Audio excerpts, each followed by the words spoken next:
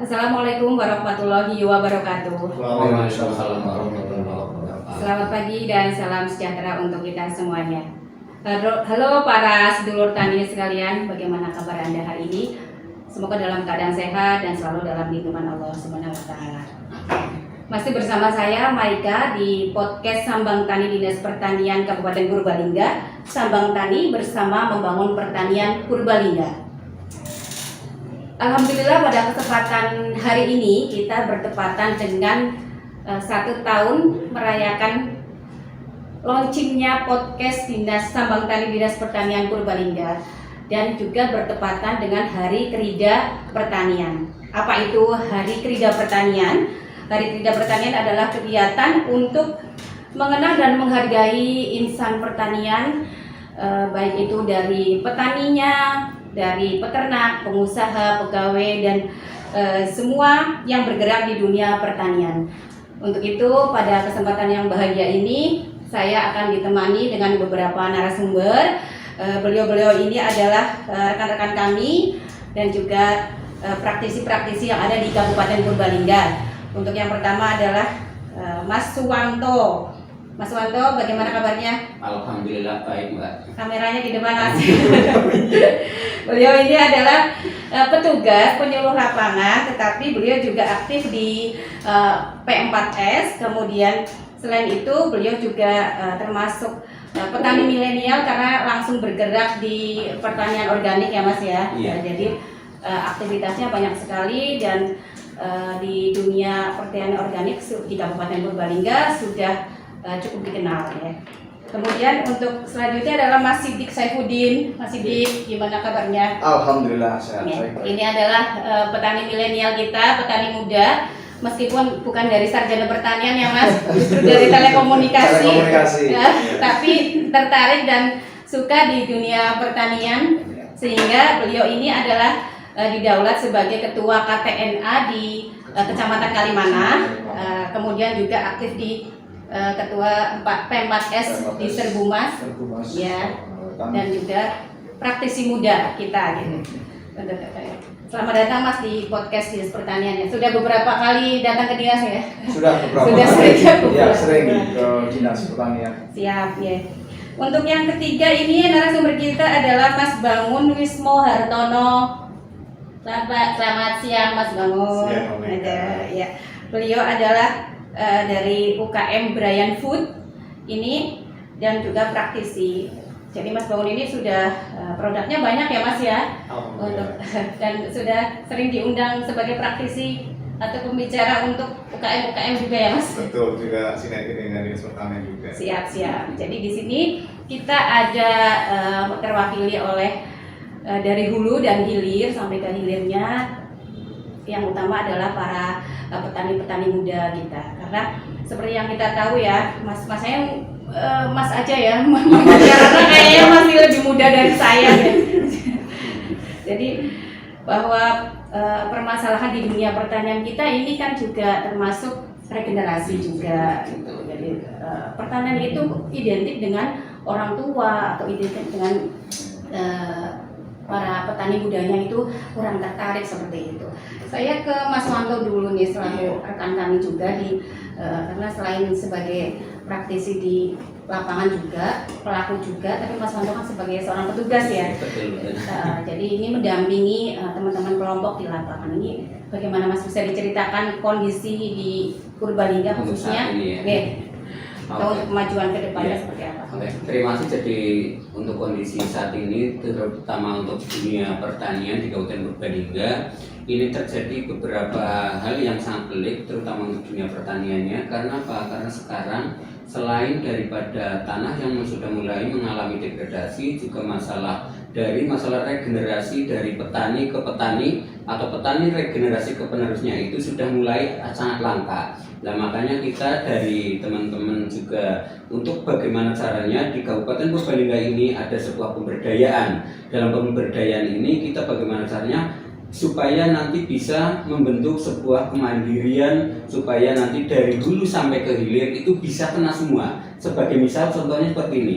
kita kenapa kita sering mendampingi atau sering giat untuk melaksanakan di kegiatan P4S, karena P4S ini kita arahannya untuk betul-betul pemberdayaan ini bagaimana nanti cara seperti misal pembuatan benih, pembuatan pupuk, pestisida dan lain sebagainya. Terus setelah kita sebuah ada pemberdayaan, kita harus bisa ada konsep di situ. Setelah kita membuat konsep, berarti kita lari untuk maksudnya untuk masalah ke pemasaran. Nah, bagaimana nanti untuk mencari mitra? Makanya kita di Kabupaten Purbalingga ini terbentuklah yang namanya kita harus beberapa organisasi kita harus dampingi dengan kuat. Masalahnya nanti dari dulu sampai hilir ini kita harus bisa ada kegiatan-kegiatan bukan hanya masalah pemberdayaan, tapi kita harus mencapai tujuan yang di akhir. Yaitu kesejahteraan petani tentunya ya. Seperti itu. Ya.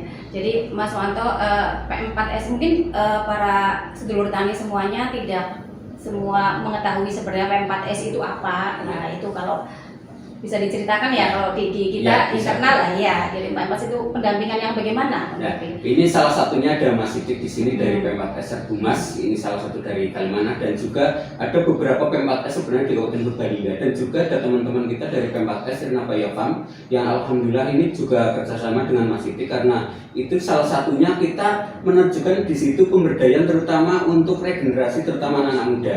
Ini dalam terjun ke langsung dunia pertanian, biasanya kalau anak muda ini kan kurang begitu disukai dan disenangi. Makanya bagaimana caranya kita untuk mendampingi biar petani muda milenial ini bisa senang untuk terjun ke dunia pertanian. Salah satunya apa? Kita membentuk pemberdayaan, salah satunya pembuatan pupuk organik. Salah satunya ini salah satu produk-produknya baik itu padat ataupun cair dan juga pestisida. Ini kita sudah ada dari P4S, salah satunya dari Mas Sidik dan teman-teman. Ini sudah mitra kerjasama dengan kelompok tani dan juga dengan desa-desa supaya apa? Setelah nanti ada pelatihan dari Mas Sidik dengan teman-teman pemberdayaan di P4S, terus nanti di situ sudah bisa produksi, terus didistribusikan ke petani, dan petani itu nanti kan ada keringanan karena sudah dari Saprodi ada penyediaan, dan nanti pas waktu panen dari Mas Sidik dengan teman-teman ini penyerapan gabah, nanti kita mencarikan pasar pulang pasar. Salah satunya di Purbalingga kita sudah ada PUMP, dan kita juga ada kerjasama dengan perusahaan-perusahaan yang lain. Itu kita ada beberapa perusahaan yang sudah kita kerjasamakan. Selain kita nanti untuk di bidang keorganikan yang Mas Sidik dan Bang ini. Berarti memang ini betul-betul lengkap dari on farm sampai ke off farm ya, bisa untuk petani milenial atau anak-anak muda ini juga terjun. Mas boleh lihat ya untuk yang produk ini, yang produk pupuk. Oh, kalau itu pestisida. Pestisida. Nah, ini salah satu. Juga salah satu. Ini salah satu pestisida dari buatan Mas Sidik dengan kawan-kawan dari P4S ya. Ini bahan bakunya dari salah satu liquid. Kalau liquid kita beli liquid itu cukup mahal harganya, tapi kita mengupayakan bagaimana kita bisa ada kerjasama dengan perusahaan-perusahaan yang menghasilkan liquid, kita bisa ambil dengan harga murah dan kita bisa komposisikan untuk pembuatan. Salah satunya. Ini untuk pupuk organik. Itu untuk pupuk organik cair. Alhamdulillah ini di Kabupaten Purbalingga untuk pupuk organik ini bukan pupuk organik cair biasa, tapi kita untuk dari Mas Sidik dan teman-teman ini adalah untuk pupuk organik hayati, Mbak. Jadi pupuk organik hayati ini nanti selain bisa nutrisinya terserap oleh tanaman dan tanah, ini juga bisa untuk merombak bahan yang ada di dalam tanah. Karena kita sendiri seperti Mas Sidik sebagai ketua P4S itu sering menyampaikan sebenarnya tanah itu kandungan unsur haranya itu sudah lengkap, tapi ternyata karena belum ada bahan optimal belum bisa terserap oleh tanaman. Makanya ini salah satunya produk untuk pupuk organik hayati. Ini diproduksi kalau ini produksi dari P4S ya salah satunya ya. Jadi termasuk dari binaan Dinas Pertanian juga ya. Dan alhamdulillah ini pun kemarin kita menyampaikan untuk ikut audiensi yang dengan BRIN. Dengan BRIN ya. Alhamdulillah dari beberapa ratus sekian peserta kita empat besar untuk yang masuk. Alhamdulillah. Iya, jadi insya Allah nanti kita untuk tahun 2024 insya Allah lisensi kita dari Purbalingga sudah ada perusahaan pupuk organik hayati yang sudah resmi. Karena pembiayaan ini nanti semoga amin. Untuk kemajuan petani Purbalingga juga. Ya, terima kasih ke Mas Wanto ya udah tadi menjelaskan sekilas selaku petugas, pelaku dan ini ya banyak predikatnya juga. Dan ini ke Mas Sidik ya, Mas Sidik ini kan saya cukup tertarik ya karena Mas Sidik selain petani mudanya ternyata memang beliau tidak bukan orang pertanian sebenarnya secara pendidikan ya Mas, tetapi terjun di dunia. Nah ini bisa diceritakan Mas kondisi di panjenengan selaku petani ini selama ini bagaimana dan juga untuk memotivasi teman-teman petani yang petani muda lah di Kabupaten Purbalingga dan juga masyarakat pada umumnya. Pertama yang mau saya sampaikan, kultur itu kan selalu berkembang. Jadi banyak yang memengaruhi budaya, termasuk lingkungan, pendidikan segala macam. Menurut saya sekarang itu udah bukan zamannya kita itu setelah lepas dari pendidikan, setelah kita ke sekolah, misal kita harus sesuai dengan apa yang kita jalani sebelumnya dalam dunia pendidikan itu. Jadi apapun itu yang penting kita itu ada peluang di situ. Jadi kita membaca ada peluang di situ, terus kita masuk dalam situ untuk melakukan banyak hal di situ, terutama untuk berbisnis dan juga kita juga memiliki visi. Seperti kita di Poptan Muda Serbumas, P4S Serbumas, awalnya kita itu sebenarnya alamatnya Mas di mana Mas? Di desa Kalimana Wetan. Kecamatan Kalimana, Kabupaten Purbalingga. Itu kita itu awalnya pemuda itu cuma tongkrongan. Cuma tongkrongan, kita itu sering nonton yang namanya perubahan iklim yang tidak jelas. Jadi kita memang hobinya itu membahas tentang alam. Pranoto Mongso juga ya, karena Hari Tridatani ini juga diawali dari sejarahnya dari Pranoto Mongso sebagai ungkapan rasa syukur kita atau dari dunia pertanian. Ini memulainya dari situ gitu. Ya. Jadi setelah itu kita itu memprihatin lah terhadap kondisi alam. Cuman karena kita itu istilahnya orang desa lah ya. Apa yang bisa kita lakukan untuk membantu berpartisipasi dalam gejolak perubahan iklim tersebut. Nah, salah satunya dari dunia pertanian seperti yang sudah disampaikan tadi sama Pak Wanto, kondisi tanah kita sudah sudah mulai kerusakan. Nah itu menurut kami yang muda itu yang paling mudah dan menghasilkan itu masuk di sektor tersebut.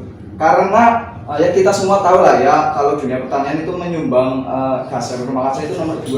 Yang pertama itu kan industri. Kemarin sempat kita bahas juga di podcast lalu yang soal ini ya Mas ya, perlindungan juga. Nah itu jadi kita masuk di situ, kita pengen merubah, makanya itu tempat kita Serbumas itu seruan budidaya mandiri sejahtera. Jadi, itu ya, itu jadi kita menyerukan, mengajak gitu loh. Seruan budidaya mandiri sejahtera. Jadi kita masuk di sektor itu, dengan visi kita bisa berpartisipasi untuk merubah perubahan iklim yang semakin mengerikan. Ya, menurut saya itu lebih mengerikan dari dari gejolak ekonomi atau apapun itu lebih mengerikan perubahan iklim. Jadi kita masuk di sektor pertanian melalui pupuk organik ini sebagai pembedah tanah, sebagai dan satu lagi yang bikin saya memang bergelut di dunia ini ya, karena menurut saya usaha yang akan langgeng dan akan cepat berkembang itu adalah di dunia pertanian. Kenapa? Karena problem solving. Ya, jadi selama dapur jenengan masih masak, terus juga perubahan iklim ini kan masalah global gitu. Jadi kita menyajikan solusinya. Ini kebutuhan pangan ya. Ini masalah perut ya soalnya ya. Ya. Terus juga kita sudah banyak yang sadar lah akan kesehatan. Kita menuju ke organik seperti itu. Jadi kita menyajikan solusi untuk permasalahan sehingga itu ke depan ya insya Allah akan berkembang. Jadi yang muda itu jangan ragu. Serius jangan ragu. Kita harus perbanyak referensi literasi di dunia pertanian. Siap. Seperti itu. Terus gini ya Mas Sidik, jadi seperti kayak Serbumas itu terakhir kan sejahtera. Sebenarnya kalau yang sejahtera ini peluang bisnis di dunia pertanian itu sangat bagus ya Mas Sidik. Karena ternyata alhamdulillah kita dengan kawan-kawan P4S, salah satunya dari Mas Sidik dengan kawan-kawan, ini kita sudah bisa produk yang tadinya pemuda itu mulai malas-malas. Sekarang sudah mulai ada geliatnya. Karena apa? Iya. Setiap hari Sabtu pasti sudah menghasilkan uang. Salah satunya ini Iya. di P4S-nya Mas Sidik sama P4S Sirnabaya Farm. Ini pupuk organik padat. Setiap hari ini minimal kita produk bisa sampai 3 ton sampai 6 ton. Alhamdulillah kita pun sampai kekurangan bahan juga, dan selain itu juga kita produk-produk untuk pupuk organik cair. Iya. Belum lagi nanti seperti kayak tadi disampaikan Mas Sidik, itu nanti ada penyerapan gabah yang membantu teman-teman kita petani dan juga pengadaan saprodi itu sangat membantu. Nah ini kalau dilihat dari segi kesejahteraan, kemarin kita hitung-hitungan ya Mas Sidik, kurang lebih 1 hektar minimal kita bisa ada hasil 400.000. Itu minimal loh ya, 400.000 ini hanya hasil dari untuk penyerapan gabah, belum nanti hasil dari pupuk dan kompos yang kita distribusikan, Mas Sidik distribusikan ke petani, itu kurang lebih per hektarnya, kalau per 100 ubin itu kurang lebih sekitar 37.000, berarti kali 7, kurang lebih 1 hektarnya itu bisa lebih dari 600.000. Itu untuk penghasilan dari teman-teman kita. Makanya sekarang Alhamdulillah Mas Sidik dengan teman-teman dari geliat pemuda taninya atau petani milenial ini sudah mulai ada. Jadi tidak menyesal ya Mas Sidik. Maksudnya selaku petani muda, beliau terjun dan ternyata menghasilkan juga secara finansial ya Mas ya. Jadi bisa memotivasi. Sudah mulai. Iya. Jadi memang ini teman-teman diperingati di Hari Kerja Pertanian ini juga masyarakat juga tentunya kita juga bersyukur karena kebutuhan pangan yang selalu terpenuhi, yang harus juga kita berterima kasih kepada semua yang bergerak di sektor pertanian sampai saat ini ya. Kalau tadi sudah bicara di on farm-nya kita ya, on farm-nya Mas Sidik juga Mas Wanto. Nah kita ini ke OFAM ini, ke OFAM hasil olahannya ya Mas ya, pengolahan dan pemasarannya ini ada Mas Bangun. Jadi Mas Bangun di sini beliau adalah konsen juga di produk-produk yang tentunya ada produk organik juga ya Mas ya, kebanyakan produk organik. Nah nanti Mas Bangun juga akan memperkenalkan kekayaan produk sebagai mewakili sebagai petani milenial, tetapi yang di bidang pemasaran dan pengolahannya. Itu saya juga sudah mengenal lama ya Mas Bangun, ini baru berapa lama nggak jumpa ya Mas ya. Ternyata masih tetap fresh dan baby face juga. Bagaimana Mas? Bisa diceritakan untuk produk dan pengolahannya selama ini? Oke, terima kasih Mbak Mega. Iya. Saya membidangi kegiatan pengolahan mulai dari 2015. Sebelumnya saya adalah THLT BWB di Dinas Pertanian selama 5 tahun. Alhamdulillah dengan bekal penyuluh pertanian 5 tahun itu tadi, saya resign untuk kembali ke asal saya itu bidang pengolahan, karena itu bagian dari Passion juga. passion dan talenta saya. Alhamdulillah saya langsung merilis produk yang tidak jauh dari bidang pertanian, itu adalah aneka wedang desa cap gula lawa dengan bahan baku utama adalah gula semut. Kenapa saya pilih gula semut? Karena di Purbalingga sendiri itu tahun 2015 banyak sekali produsen gula semut atau gula kelapa kristal dan gula aren yang mana diekspor ke luar negeri, sementara turunannya belum ada yang membuat produk seperti misalnya minuman herbal dan sebagainya. Saya berinisiatif membuat aneka wedang dengan merek lokal yaitu cap gula lawa. Artinya itu ikut mengangkat potensi lokal yaitu bisa Purbalingga. Iya. Sementara kalau di bahasa Purbalingga adalah cap gula lawa, wedang dengan gula Jawa dan Purbalingga untuk Anda. Oh begitu ya. Cap gula. Ini ada ternyata juga punya akronim singkatannya juga. Ada filosofinya. Iya filosofinya juga. Nggak cuma kita memang punya wisata gula lawa aja ya. Ternyata. Kenapa saya menggunakan cap gula lawa? Satu, itu merek yang aman, tidak akan kena somasi. Kedua, ikut melestarikan, karena gula lawa adalah bundanya wisata Purbalingga. Kalau sekarang Gulaga, dulu adalah gula lawa. Kedua, saya punya misi membuat produk herbal dengan wedang cap gula lawa ini adalah membudayakan orang untuk budaya minum kopi misalnya itu menggunakan gula Jawa, karena kita produsen gula semut. Produsen gula semut. Betul. Dan saking saya concern di bidang ini, alhamdulillah sampai dibikin film pendek khusus kopi gula Jawa. Oh gitu. Iya, karena Dimana kita- nih? Dimana mungkin saya bisa akses nanti? Ada di channel YouTube Oh, di saya. channel YouTube-nya Mas Iya. Bangun ya. Itu kenapa dibikin film pendek, karena ingin memberikan edukasi kepada masyarakat bahwa sekarang ini budaya masyarakat Medan atau Minuman ya. itu menggunakan rata-rata gula pasir.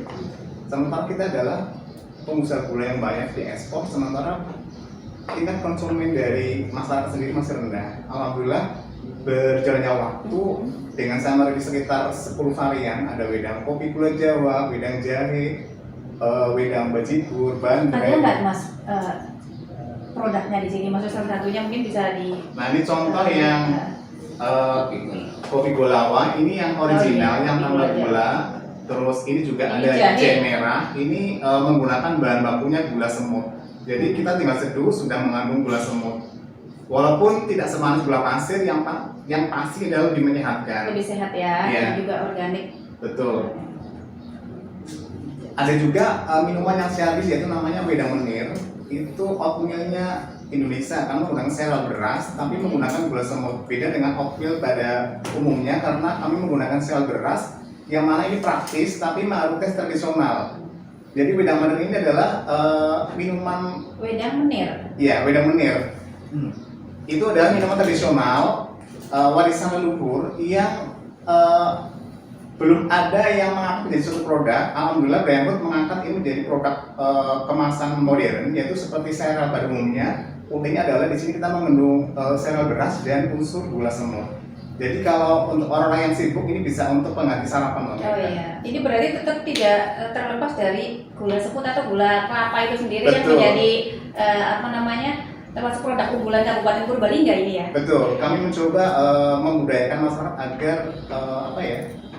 membudayakan mengkonsumsi gula semut dalam kehidupan sehari-hari, bisa untuk masakan, untuk beragam olahan dan sebagainya, agar tingkat penyakit gula Iya, atau diabetes. diabetes itu semakin menurun seperti itu. Kami juga merilis produk lainnya seperti ada olahan dari bidang pertanian, yaitu olahan cabai, yaitu ada sambal knalpot. Waduh, sambal knalpot. Nah mereka kaget kan ada sambal Iya, knalpot. ada. Kenapa Brand Food mengangkat sambal knalpot?